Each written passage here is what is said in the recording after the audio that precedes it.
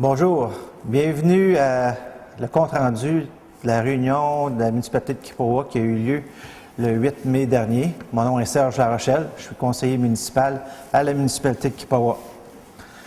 Donc à cette réunion du 8 mai, nous avions invité tous les citoyens de la municipalité à venir en grand nombre pour se faire entendre par rapport à 3 grands projets qui sont en cours présentement. Il s'agit du projet du parc Opénican, du projet hydroélectrique et également du projet de mine de terre rare Matamec. Donc, durant cette rencontre-là, nous avons écouté les citoyens par rapport à leurs opinions par rapport à ces projets-là. On doit souligner la belle participation des citoyens. La participation s'est faite de façon très civile, très dans le respect, dans l'écoute. Donc, ça s'est très bien passé. On est très heureux là, de cette démarche-là. Donc, au niveau du projet Opénican, les gens se sont exprimés autant pour et contre. Donc, la municipalité a écouté les gens. Donc, dans une autre rencontre le 15 mai, la municipalité va se prononcer sur ce projet du parc Opénican en fonction des opinions exprimées à la rencontre du 8 mai. Donc, les gens avaient s'exprimer pour ou contre. Donc, également, la municipalité a incité fortement tous les citoyens présents et de présenter leur mémoire en fonction de leurs opinions sur ce projet. Donc, il y a eu plusieurs inquiétudes qui ont été exprimées. Donc, tout le monde s'est fait entendre à ce sujet. Au niveau du projet hydroélectrique, c'était la même chose. On a écouté les gens par rapport à ce projet-là, de voir leurs inquiétudes, les points forts, les points d'inquiétude. Donc, également, on avait une avocate qui est une conseillère juridique dans ce dossier-là pour nous, Mme Sandra Etier, qui était présente pour donner plus de détails par rapport les implications légales de ce projet. Présentement, la municipalité a émis un communiqué de presse par rapport à ce projet-là, disant que la municipalité est favorable à ce projet-là dans la mesure où il n'y aura pas d'impact environnemental sur le lac Kipawa et non plus qu'il n'y ait pas d'impact au niveau du niveau de variation au niveau de l'eau. Présentement, ce projet-là est à l'étape très embryonnaire. Le gouvernement du Québec n'a pas sorti le programme, donc nous ne connaissons pas les critères de ce programme-là. Donc, il est un peu tôt présentement pour la municipalité de se prononcer sur ce projet-là. Donc, nous allons attendre les études environnementales, voir également que le gouvernement du Québec sorte ce projet-là et voir si les promoteurs se qualifient pour ce projet hydroélectrique-là. Donc, vous pouvez consulter le communiqué de presse qui a été émis à ce sujet-là. Au niveau du projet des mines de terre rare, Matamec, également, bon, les gens se sont exprimés par rapport à ce projet-là. Beaucoup d'inquiétudes ou d'interrogations par rapport aux impacts environnementaux. Donc, beaucoup de questionnements. On n'avait pas beaucoup d'informations aussi, mais le projet débute. Donc, on a pu transmettre l'information que Matamec nous a donnée dans une réunion qu'on a eue en avril avec eux. Donc, c'est un projet à suivre. Donc, mais les citoyens ont pu s'exprimer par rapport à ce projet-là. Donc, les gens ont été invités à cette rencontre-là à s'exprimer aussi via un bulletin d'information que la municipalité a commencé à sortir. Donc, on va essayer de la sortir de façon fréquente, de façon périodique, pour informer les citoyens de ce qui est nouveau dans la municipalité. Donc, ça va permettre aux gens qui parfois n'ont pas l'occasion d'assister aux réunions municipales. C'est un bon moyen de rester informé par rapport à ce qui se passe dans la municipalité.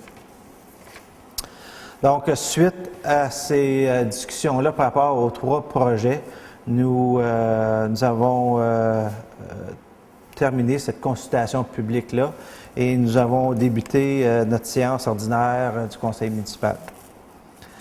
Au niveau de la correspondance, nous avons reçu une réponse favorable à une demande de financement de Service Canada pour un emploi d'été de 10 semaines pour le poste de préposé à la cueillette d'information.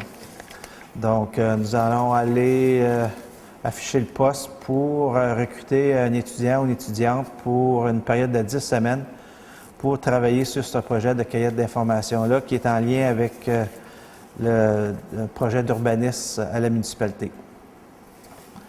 Également, nous avons reçu également un avis de la SOPFEU qui nous annonce, en raison des dangers d'incendie qui sont à la hausse dans la région, elle émet les restrictions suivantes, c'est-à-dire suspension de délivrance et annulation de permis de brûlage à compter du 7 mai et sera maintenue jusqu'à les conditions changent. Donc, on vous invite à respecter cette consigne-là. Donc, pas de feu à ciel ouvert.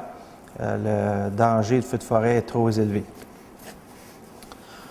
Au niveau des rapports des élus dans ces fonctions, le conseiller Claude Carrière nous fait part que l'entrepreneur Lauzon est dans le coin dernièrement pour le vidangeage des fosses septiques. Donc, M. Carrière a fait des représentations au niveau des citoyens, puis on vous rappelle que le règlement municipal vous oblige à faire le vidangeage des fosses septiques à tous les 2 ans. Donc, c'est une démarche environnementale assez importante. Également, le conseiller Carrière avec le conseiller Marcel Pellerin ont fait aussi une tournée dans la municipalité et ont remarqué plusieurs terrains, résidences où il y a plusieurs encombrants. Vieilles autos, autobus, etc. Donc, ces citoyens-là vont être avisés par écrit de faire un nettoyage de leur propriété. C'est une question de visibilité, question de propreté et d'image aussi pour la municipalité. Également, au niveau de la conseillère Margaret Hunter, elle nous fait part que le dossier au niveau du nouveau bâtiment pour le parc avance tranquillement. Donc, il y a des réunions qui se tiennent pour faire avancer ce projet-là.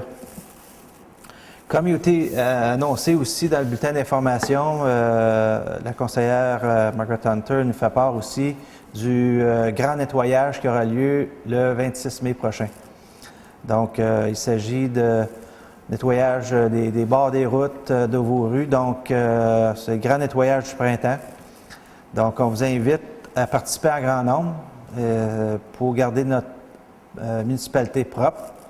Donc, le 26 mai, vous pouvez vous procurer des sacs à vidange et des sacs à recyclage au bureau municipal ici ou au garage municipal qui est situé en face de l'entrée du chemin Miwapani. Également, moi, j'ai fait part du compte-rendu du comité consultatif d'urbanisme. On est bien heureux d'accueillir un nouveau membre au sein du comité. Il s'agit de Mme Susan Kavanagh. Le comité aussi a fait quelques recommandations au conseil.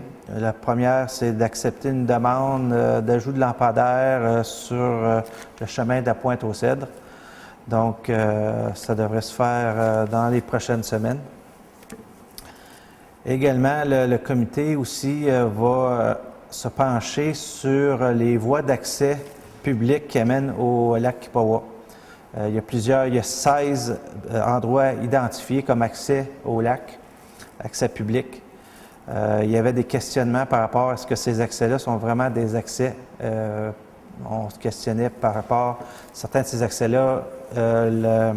L'accès n'est il y a des côtes trop escarpées, donc il ne permet pas un accès. Donc, c'est vraiment un accès purement théorique. D'un point de vue pratique, ça ne serait pas possible d'accéder au lac via ces terrains-là. Donc, le 10 mai, le comité va faire un inventaire de tous ces accès-là et voir si c'en est vraiment des excès. Également, le comité, par rapport au projet de développement domiciliaire, a fait une recommandation au conseil par rapport au développement des 16 terrains qui ont été évalués par deux firmes, soit Stavibel et Econ. Le comité suggère au conseil municipal que ce développement de ces 16 terrains-là soit fait par un entrepreneur. Donc, le conseil cède ces terrains-là à un développeur privé qui va voir à développer ces 16 terrains-là. Donc, le conseil va étudier cette recommandation et va se pencher là-dessus un peu plus tard. Le conseiller Marcel Pellerin aussi nous a fait part des avancements, des suivis par rapport à la formation des employés et aussi questionner le changement d'emplacement du héliport au niveau de la Sopfeu qui sera probablement relocalisé, qui est étudié pour être relocalisé aux côtés du garage municipal. Donc, il y avait le conseiller Pellerin avec quelques questions par rapport à ça, au questionnement. Et on va regarder à ça dans les prochains jours. Le Conseil aussi a adopté ses comptes à payer qui s'élevaient à un montant de 94 651,29 sous. Le Conseil aussi a adopté son règlement concernant l'utilisation de l'eau potable. Donc, on vous invite si ça vous intéresse, à en prendre connaissance ici au bureau municipal. Donc, le Conseil a adopté ce règlement-là qui vient d'une exigence des affaires municipales des régions, de l'occupation du territoire et qui a été adopté par une stratégie québécoise de l'eau potable. Donc, on n'avait pas le choix d'adapter ce règlement-là. Également, on avait à la période de questions, un citoyen nous a demandé est-ce que la municipalité va procéder au nettoyage des rues, c'est-à-dire la sableuse, la balayeuse plutôt. Donc, on a répondu affirmative à cette demande-là qu'il va y avoir un équipement qui va passer pour nettoyer nos rues. Également, un autre citoyen nous a questionné par rapport à certaines propriétés où ce que la propriété laissée à désirer, puis ça gâche le paysage.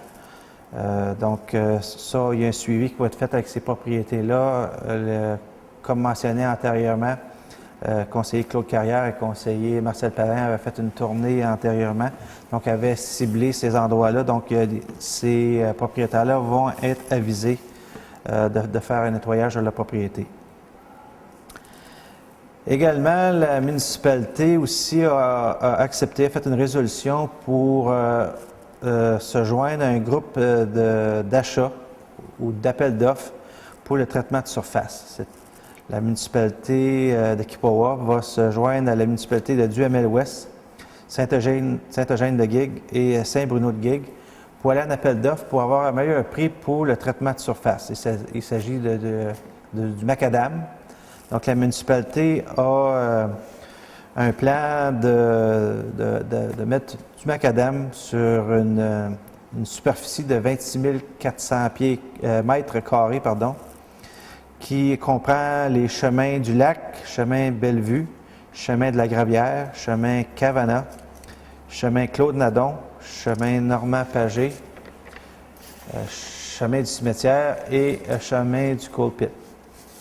Donc, cet appel d'offres est piloté avec la firme Stavibel. Donc, on va attendre le résultat de cet appel d'offres-là, mais on s'est regroupé avec ces municipalités-là pour avoir un meilleur prix.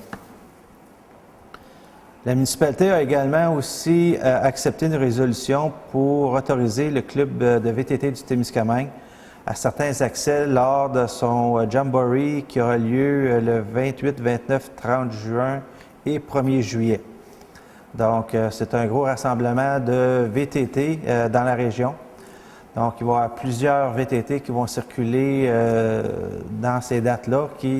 Le club de VTT nous a demandé une permission de certains accès dans la municipalité.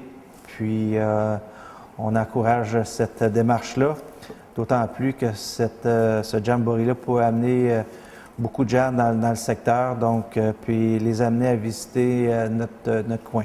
Donc, la municipalité a accepté la demande du club VTT du Témiscamingue. En affaires suivies, le conseil a fait un suivi par rapport à les plaintes d'odeur de l'eau potable. Donc, il y a eu des tests qui ont été faits par la firme Multilab il s'avère que tout est conforme. Donc, la municipalité va procéder à un traitement à choc du système d'eau potable.